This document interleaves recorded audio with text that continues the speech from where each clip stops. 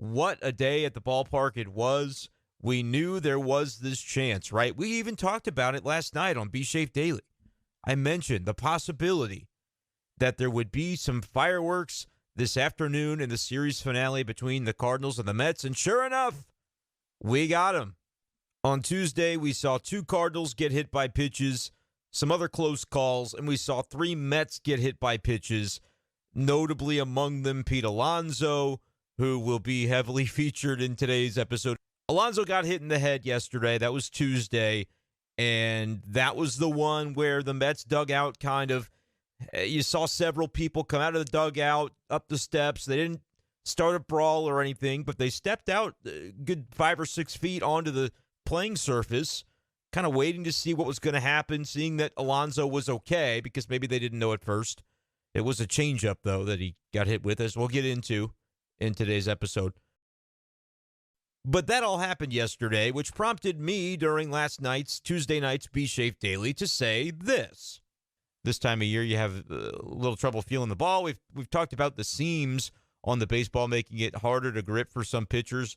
Heard some complaints about that, so maybe that's part of it as well. I don't think there was a lot of intent there, but there might be tomorrow if they made the Mets mad enough to where they would want to retaliate. Retaliate? Wait a minute. If the New York Mets retaliate, no, they would never do anything like that, right? Right? Well, okay, maybe they would. Maybe they would. Well, you ask Pete Alonso, he might tell you differently. He might tell you that they wouldn't, but those in the Cardinals dugout, Nolan Arenado, they might have something to say about that, because Wednesday night, that is when, or I should say Wednesday afternoon, it's Wednesday night now, April 27th. But this afternoon at Busch Stadium, here's how it all went down. And I promise, too, we're going to get into the Dylan Carlson throw, maybe even have a little bit of audio on that from the Cardinals clubhouse after the game. Tommy Edman, in particular, had a good line talking about his vantage point on the throw that nabbed Luis Guillorme trying to stretch a double into a triple after he hit a ball over Dylan Carlson's head, and then Carlson made one of the best throws you're ever going to see from center field. It was very Ankiel-esque for the Cardinals on Wednesday afternoon. But that no longer was the story of the day once the 8th inning began to unfold. Sorry, Dylan, you kind of got bumped from the top billing for today's game. And for an understandable reason on that one, as, boy, were there some explosives going on in the 8th. So let's take you back to the top of the 8th, because that was another example of a player getting hit by a pitch and the Mets being upset about it. And listen, when you're hit by pitches, as often as the Mets have been so far this season, I believe J.D. Davis, when he was hit by Genesis Cabrera on the foot in the top of the 8th inning on Wednesday, I believe that was the 19th of the season. That's what they said on the Mets broadcast, the TV broadcast. And at that point, according to their research, I didn't bother to look this up, but they said no other team has been hit more than 11 times. The Mets had been plunked there for the 19th time this season. And so they're fed up with it. They're tired of it. Understandably so. Got him in the foot. I'm sure it wasn't, very pleasant. Sure it hurt. It was a 3-2 pitch. The Mets broadcast also went a little bit John Heyman, where they said, you remember John Heyman had said that, tweeted Genesis Cabrera is not a competent big leaguer or whatever, said they should send him to AAA after Genesis hit somebody, I guess it was Bryce Harper. Was that the Harper deal a year or two ago? Whatever the case was. Genesis is an electric pitcher, but sometimes you don't have a grip on the ball, and you can spray it a little bit and start to hit guys. This was a 3-2 pitch that he just kind of snuck a slider and spiked it into the batter's foot, J.D. Davis. And so he took his base. Probably would have been less painful if it would have just been a nice, easy ball 4, but that wasn't the case. And so, okay, the Mets are reminded that this has been going on. We just keep getting hit by pitches. It's not our fault. There's nothing we could do about it. But sometimes if you're the pitcher on the other side, maybe there's something you could do about it.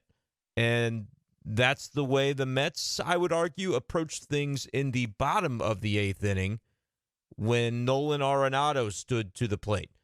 And here's the deal. It's a perfect storm for this to have taken place. Nolan said after the game he expected it. It didn't surprise him that he was thrown at, because the game situation pretty much dictated that it was going to happen. It's a perfect storm. The series finale, so you don't have to see these guys for a while, Although they do play next month in New York for a 4-game series. That should be interesting now. May 16th through 19th, I believe, are the dates on that one at Citi Field.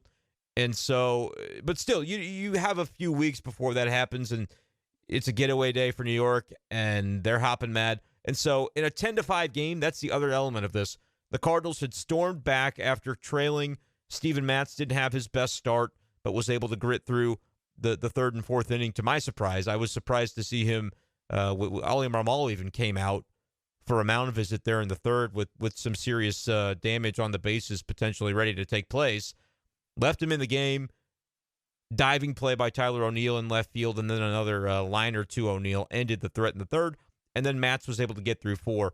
But the Cardinals were down, I think it was like 4-1, and then they started climbing back into it. Took the lead, and next thing you know, 10-5. It's a blowout. Hey, perfect opportunity to get a little bit of revenge, right? Because the Mets feel they have been aggrieved. Cardinals have done them dirty. They've been hit quite a few times in this series, quite a few times so far this season. And, hey, their best players standing here. They threw at the head of our best guy yesterday. That's the way the Mets are viewing it, of course. Forget the fact that it's a 83-mile-per-hour changeup compared to a fastball whizzing by Nolan Arenado's ears. But, hey, that's the way they viewed it.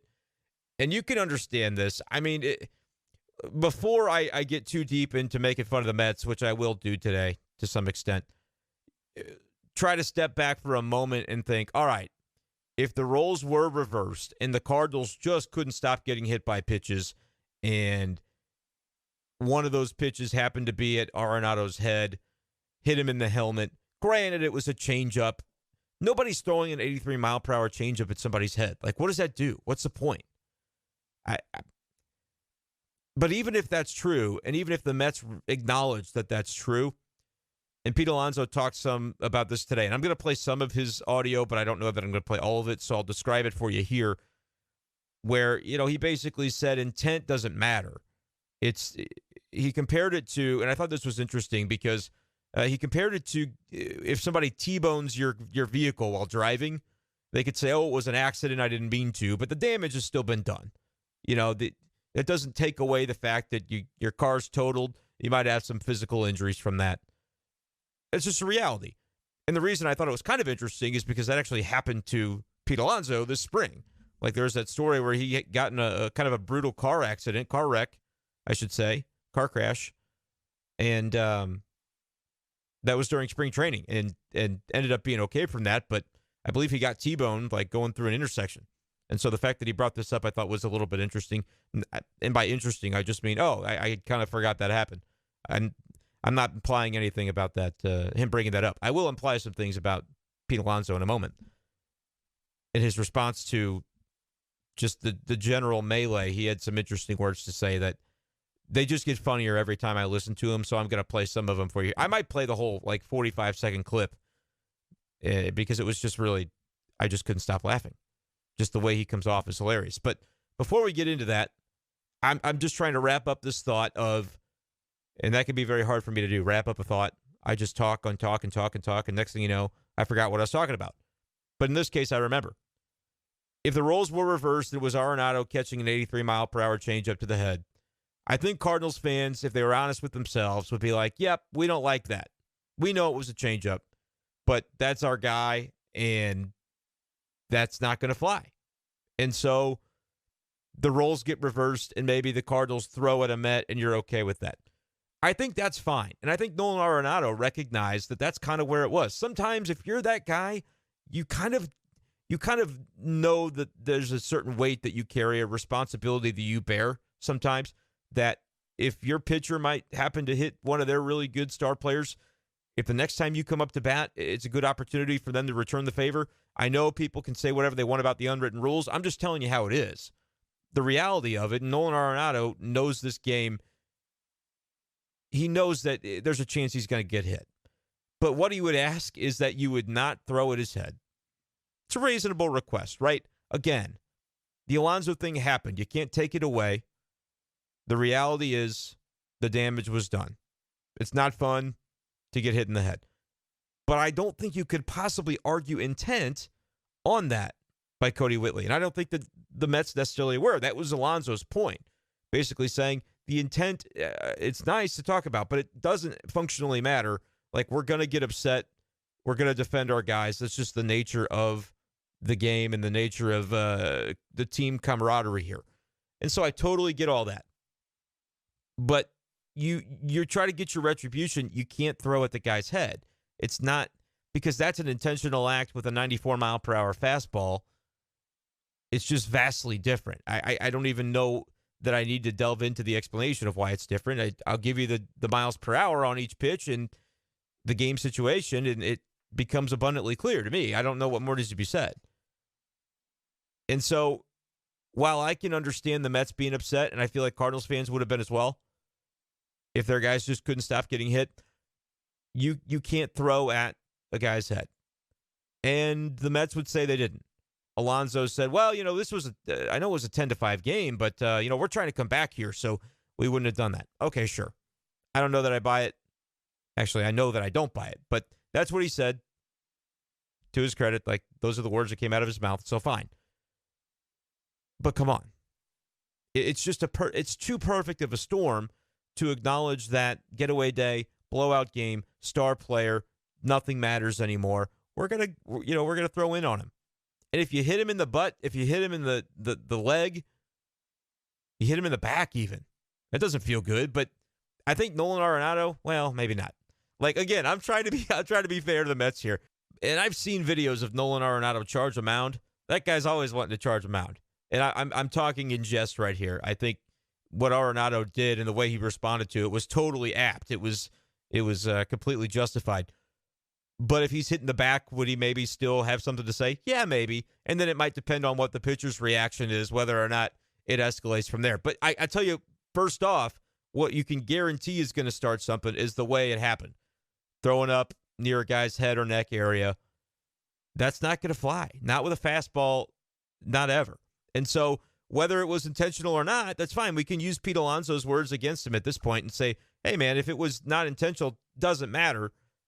That's up near the head. It just can't happen, right? Because that was the response that he had, which is understandable when it happened to him. But when the roles are reversed, well, okay, so the pitch didn't actually hit Nolan Arenado. That's what Pete Alonso would submit to you. And I decided, in the sake of fairness, I am going to play maybe more of the Alonso audio than I thought. So here's a clip that I've already started to describe for you, but I want to give you the opportunity to hear it in his own words. So here's Pete Alonso. First clip we'll play from Alonso after the game, talking about the events that unfolded on Wednesday. Yeah, I mean, getting domed up isn't fun. It's obviously not safe. It's dangerous, and there's consequences, whether it's on purpose or not.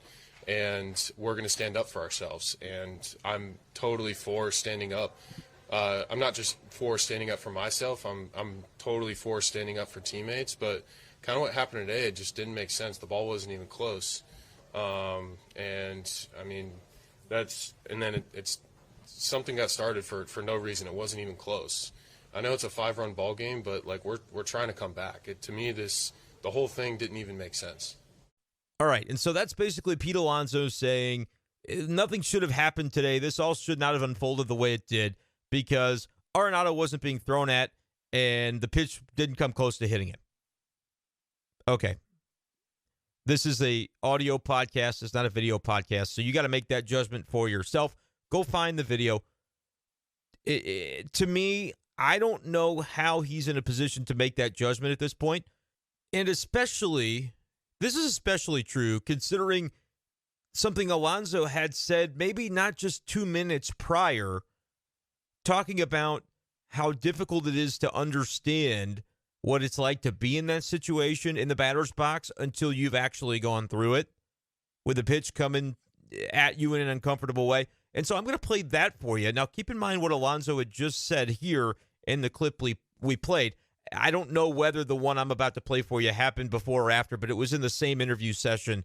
And so I want to play this for you as well. Right after Alonso basically talks about that pitch wasn't close to Arenado. It wasn't dangerous. It was a 5-run game, but we were still trying to win, all that good stuff. But then here's what he said maybe 2 minutes prior to that in the same interview. I mean, balls are coming in 97, 98, 100 miles an hour. And I wish that anyone else that on the outside that doesn't understand, I wish you could understand what it's like between the lines when you see that ball coming in at you that fast. You just don't understand until you stand in the box. Okay, and here we go. I can totally get on board with everything that Pete Alonso said there because I don't. I truly have no idea how scary that is. It sounds freaking frightening, to be quite honest with you. I would pee my pants, I'm sure, and probably not be too keen on stepping back into the batter's box for the next pitch, right? Like, let's say I didn't get hit by it, but I'm still batting. I'd be like, I'm okay. I'm going to find a different profession maybe at this point, right? So that's a guy, and we want to be empathetic. As humans, like we should. We should try to be more empathetic, especially as fans who we always think we know exactly what's going on, but we don't. We're outsiders to this game. We haven't played it at this level. And so I can step back for a moment and be like, you're right, Pete Alonso. I really don't know what that's like, and I should reevaluate my thought a little bit. But here's the thing. He just kind of put down the notion that Arenado could have thought a dangerous situation was unfolding on a brushback pitch at 94 miles per hour up near his head. You know, he just kind of minimized that in the other clip. And he's talking about 97, 98 miles per hour. And yes, a lot of guys do throw that. That's not an example of what happened to him yesterday. He got hit by an 83 mile per hour changeup. Arenado got brushed back by 94 fastball in what was a clear retaliatory play from what had happened yesterday and from what happened to J.D. Davis in the eighth inning. Apparently, Davis, negative x-rays on his toe or foot or whatever got x-rayed. So that's good that he's going to be okay. But, I mean, come on. If you don't understand how the situations are different in the ways that they're different and then similar in the ways that they're similar, you got to pick one side. And I feel like Pete Alonso is maybe trying to play both sides a little bit here. And so, obviously, I don't agree with kind of his takeaway that the Mets weren't throwing at Arenado. I do think it had intent behind it. With regard to the ejections, Arenado was ejected. Stubby Clapp was ejected for tackling Pete Alonso, which we're going to talk about because that's the Alonso clip that I'm most excited to play. It's kind of turning into the Pete Alonso show here today, but I'm excited to play that clip because it was objectively hilarious. His reaction to the Stubby Clapp tackle and the whole thing that went down during the melee involving Alonso, who ended up on the ground. So I'm going to play that in a minute. But I wanted to get into a little bit the reason that Oli Marmol, one of the reasons that Oli Marmol was so upset. We'll play some audio from him, too, before we get out of here. He was so upset because how is it that two of their guys get ejected and none of the Mets get ejected? And the Cardinals feel in this situation, their guy was the one being thrown at. And then Arenado basically steps out of the batter's box, collects himself, and you could see him yelling at Yohan Lopez, the pitcher for the Mets, and he says, do it again. Kind of challenges him, do it again, starts gesturing.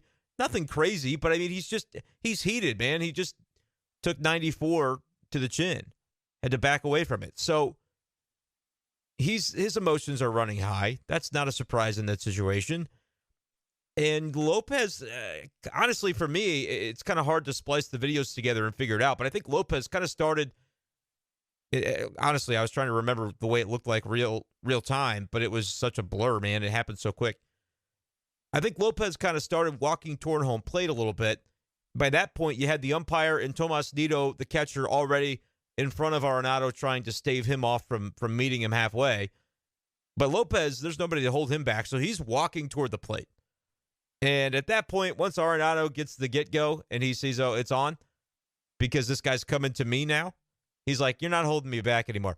He basically flicks Tomas Nido to the side with a little, just like a one-arm kind of shove, tosses him away, which is probably the reason he got ejected, right? It's not nice physical contact to make. He gets around the umpire, but by the time he gets to the pitcher, plenty of Mets are there. Goldschmidt, I think, was one that got in between Arenado and the pitcher. Arenado honestly ended up on the outside of the scrum. He wasn't ever really in the middle of it, at least at the beginning, which is you maybe would not have thought that was the case because he was the guy that was involved in it. But they did a good job of getting him to the outside, and there was a little bit of collateral damage there with Alonso and Stubby Clapp. And Genesis Cabrera was involved as well. Alonso called him Genesis. Probably didn't know. Probably hasn't Spent a lot of time with the guy. So, but that was one of the reasons that Ali Marmol was so upset. And he basically said, was asked, do you have an explanation for it? And he said, no, I really don't. I'd like to have one, though, because the one they gave me out on the field was not sufficient. I don't buy that. So he declined to say what explanation he was given. But the one that the pool reporter, Jeff Jones, received from the crew chief, Mark Wegner, was we didn't believe that there was intent behind the pitch by Lopez. We did not believe that was intentional. For me, okay, fine. Like, I'm not saying it's automatically that an umpire, like a court of law, should rule that that was intentional. But if you were a lawyer and you were building a case, I think you could better call Saul this thing and be able to come up with some pretty damning evidence that, yeah, if anybody were ever going to do it, this would be the situation you would do it. It just needs to be not 94 at the head. It needs to be 94 in the ass. That doesn't sound good. That doesn't sound good at all. I'm sorry about that. It needs to be 94 on the bum. It needs to be 94 to the back, to the hip, to the thigh. Yeah, sorry about that. I don't know why I said that. I'm keeping it in, though. But you know what I'm saying. It needs to be done in a certain way, and that's the way the Cardinals really felt about it. And so now these teams are going to go their separate ways for the next few weeks, and then mid-May, they're going to meet back in New York, and that is going to be a fun 4-game series to see if there's any carryover from this, from the wild events that took place on Wednesday at Busch Stadium.